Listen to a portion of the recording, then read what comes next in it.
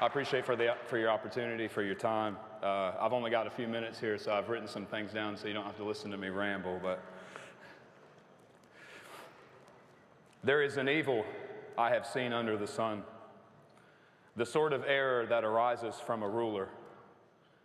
Fools are put in many high positions, while the rich occupy low ones. I have seen slaves on horseback, while princes go on foot like slaves. Since August of 2023, I have received a flood of messages, social media, email, handwritten letters. I've had I don't know how many conversations with people face to face, probably thousands at this point. And I realize now that we don't have any clue to how many around us are really broken, how many are silently suffering and barely hanging on. More often than not, they start the message with, "Hey, I'm a nobody, but," followed by horrors of addiction, mental illness, financial and household struggles, oftentimes incredibly complicated stories that I suspect they may have never told anyone before. But they still have hopes of a hopeful future, and they don't want to give up no matter what.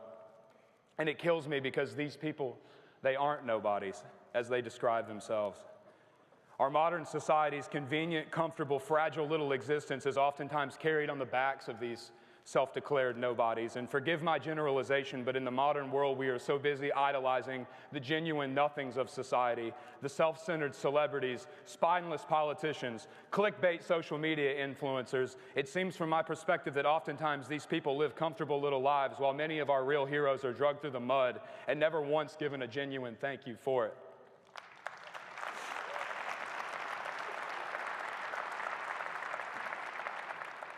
But it's not just them that are hurting. We all are. I mean, that's why you're here at this conference, right? That's why people have traveled from all over the world to gather here. You all realize that it's time to do something.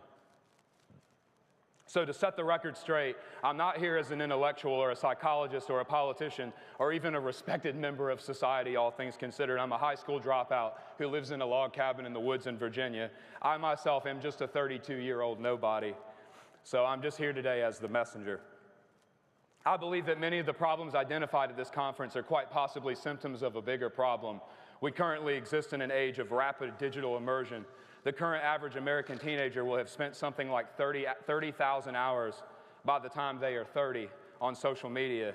The average American spends 6 to 9 hours a day staring at devices. And whether it's a city sidewalk, a family dinner table, the receptionist at an office, even people driving their damn cars down the roadway, I constantly see the struggle between maintaining conscious attention in the real world and the overwhelming pull we feel towards the digital one.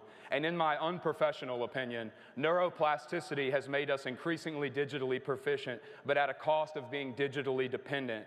And if being hired on as a London cab driver can change your brain on an MRI scan, and if life experiences like PSD can alter the DNA in sperm, what irreversible alterations will 30,000 hours of staring into algorithmically fed state of hypnosis do to the human mind or to their offspring?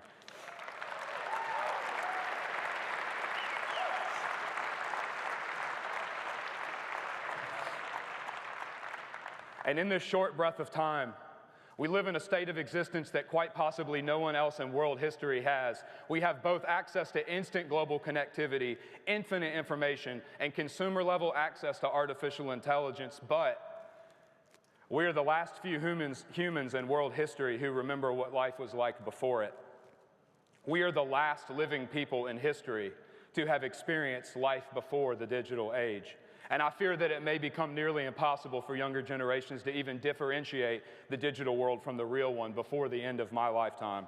There is nothing inherently wrong with technology, there is nothing wrong with instant connection, and there is nothing intrinsically bad about access to abundant information. But what is bad is the lack of control and agency we have over these systems, and without realizing it, we are being programmed, and our culture is becoming commodified. Therefore, the more time we spend on these digital information systems, the more we revert to the mean of one of a fixed set of broad internet cohorts. In other words, the more time we spend online, the more commoditized our culture, the more tribal our psychology, and the more vulnerable we become. When the floods first came to western North Carolina last year, where I used to live, There were tens of thousands of people who showed up to help from all over the country. No one asked them, no one paid them, and most of the world has no idea they were ever even there. I was there the same day that the governor of North Carolina came for his little photo op. He made a public announcement that day saying that the current statewide death toll with the floods, He made a public announcement that day with the current statewide death toll of the floods. But that same morning alone, volunteer veterans with cadaver dogs that I had met with had pulled 15 bodies out of a single pile of debris near the KOA campground in Swannanoa. The statewide count at that point had to have been well into the hundreds. I believe the number the governor used that day was 28. In fact, there was a reefer truck that sat for 2 days full of bodies because the morgues were overflowing. And while FEMA was hoarding donated generators and denying people on their applications, it was the nobodies of the world that were driving ATVs and Jeeps with chainsaws up mountain roads rescuing people. There was 2 guys we met that hot-wired a bulldozer from a quarry to cut a navigable path through a washed-out road in 2 days that the state said would take months, allowing supplies to people who hadn't had contact with anyone in over a week. Volunteers were working 16 hours a day, taking supplies on everything from horses to helicopters. It was humanity there in front of my very eyes. And it was in that 7 days in North Carolina that changed everything for me. It was people saving people. Even with lack of leadership, failed protocols, and overwhelming inefficiency from the state, the nobodies took up the slack. And so I'm just here to remind you that we don't need our false idols. We should no longer rely on politicians who bow down to money to manage our city or our states. We need to find the real leaders everywhere and empower them.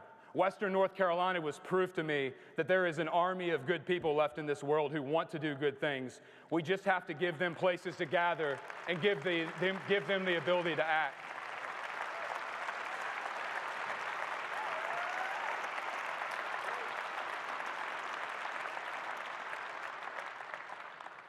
And so I close with this. Do not fret because of those who are evil, or be envious of those who do wrong, for like the grass they will soon wither, like green plants they will soon die away. Trust in the Lord and do good.